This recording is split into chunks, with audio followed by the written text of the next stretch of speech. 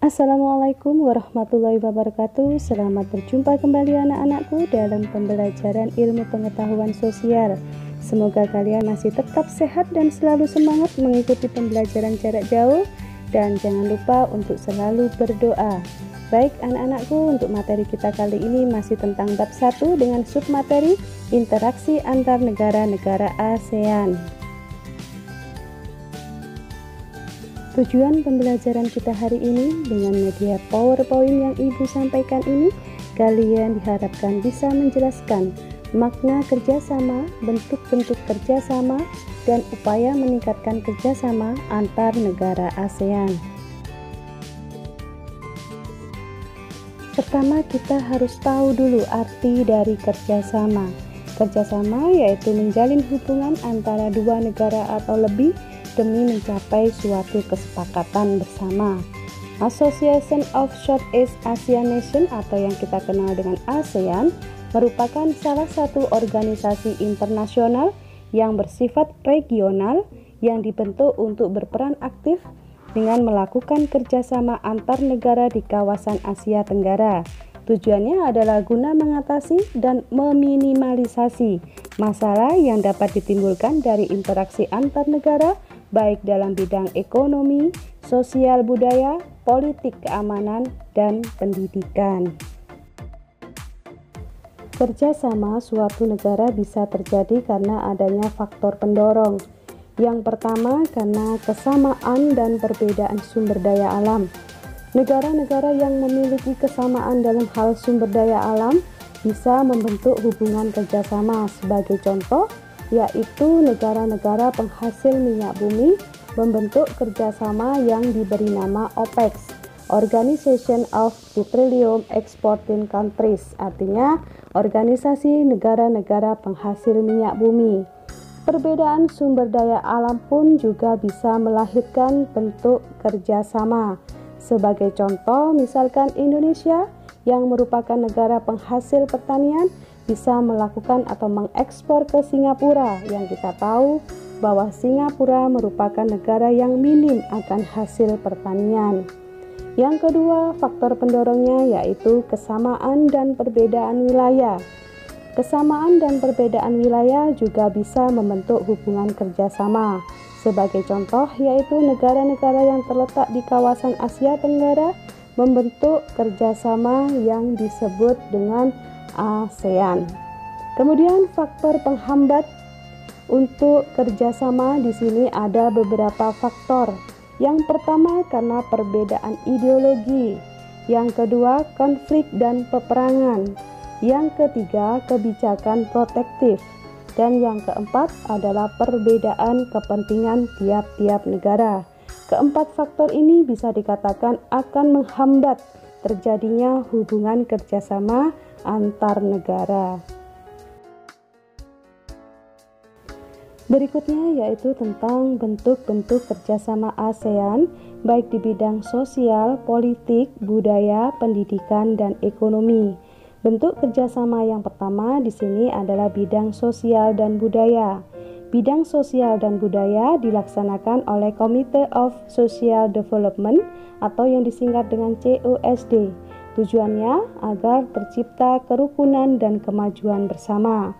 Sebagai contoh, misalkan di sini adalah bentuk kerjasamanya penyelenggaraan Pekan Olahraga Negara-negara ASEAN yang kita kenal dengan nama SEA Games, atau juga di sini ada pertukaran budaya dan seni Festival Film Negara-negara ASEAN. Bentuk kerjasama yang kedua yaitu di bidang politik dan keamanan. Kerjasama ini menyepakati adanya Job Fund, Traktat Persahabatan dan Kerjasama, dan juga kawasan bebas senjata nuklir di kawasan Asia Tenggara. Tujuan kerjasama ini adalah menciptakan keamanan, stabilitas, dan perdamaian di antara negara-negara ASEAN. Contoh bentuk kerjasamanya seperti yaitu Konvensi ASEAN Pemberantasan Terorisme ataupun kerjasama pemberantasan kejahatan lintas negara. Berikutnya yaitu bentuk kerjasama bidang pendidikan. Kerjasama ini menyepakati adanya peningkatan pendidikan yang berkualitas yang mencakup pengetahuan, sikap, dan keterampilan. Tujuannya adalah untuk meningkatkan kualitas pendidikan di kawasan Asia Tenggara dan meningkatkan daya saing internasional. Sebagai contoh yaitu pengadaan beasiswa pendidikan. Yang keempat, bentuk kerjasama di bidang ekonomi. Di bidang ekonomi menyepakati adanya pembentukan pasar tunggal di kawasan Asia Tenggara yang disebut dengan Masyarakat Ekonomi ASEAN atau MII. Tujuannya adalah untuk memajukan perekonomian dan bersaing di internasional. Contoh dari bentuk kerjasama di bidang ekonomi di sini adalah menyediakan cadangan keamanan pangan ASEAN, kemudian juga menyelenggarakan pembangunan proyek-proyek industri ASEAN.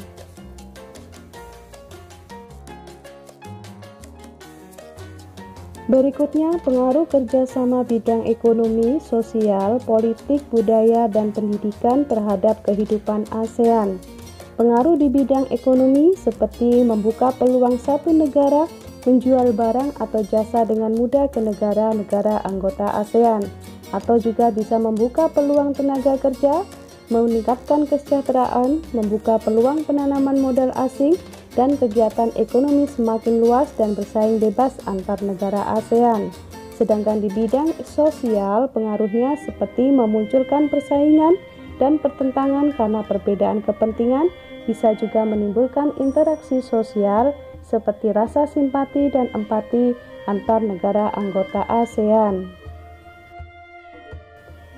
Pengaruh di bidang budaya seperti membangun kota budaya ASEAN, dilaksanakannya kegiatan perkemahan pemuda ASEAN, dibangunnya jaringan kota kuno ASEAN, dan perkembangan kebudayaan semakin meningkat dengan dilaksanakannya kegiatan festival budaya ASEAN, perkemahan budaya serumpun ASEAN, maupun industri musik. Sedangkan di bidang politik, pengaruhnya seperti penyelesaian sengketa perbatasan wilayah, salah satunya seperti kasus Pulau Natuna, kasus Sipadan dan Likitan, maupun kasus-kasus yang lain, dan adanya peraturan tentang pekerja migran.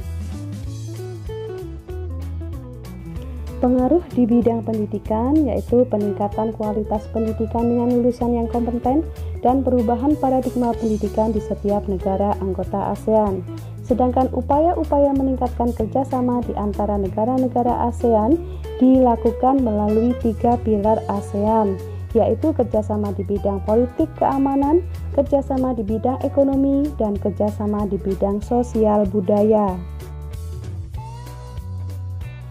Nah, anak-anakku, kita sudah sampai pada tugas yang harus kalian kerjakan secara individu, yaitu mencari satu artikel di koran, majalah, ataupun di internet tentang kerjasama antar negara anggota ASEAN dalam menghadapi pandemi COVID-19. Gunting dan tempel di kertas HVS. Kemudian kalian analisis bagaimana upaya negara-negara ASEAN dalam menghadapi pandemi COVID-19. Nah, anak-anakku, selesai sudah penjelasan Ibu hari ini. Semoga bermanfaat buat kalian semua. Terima kasih atas perhatiannya. Selamat belajar, tetap semangat, sukses untuk kalian semuanya.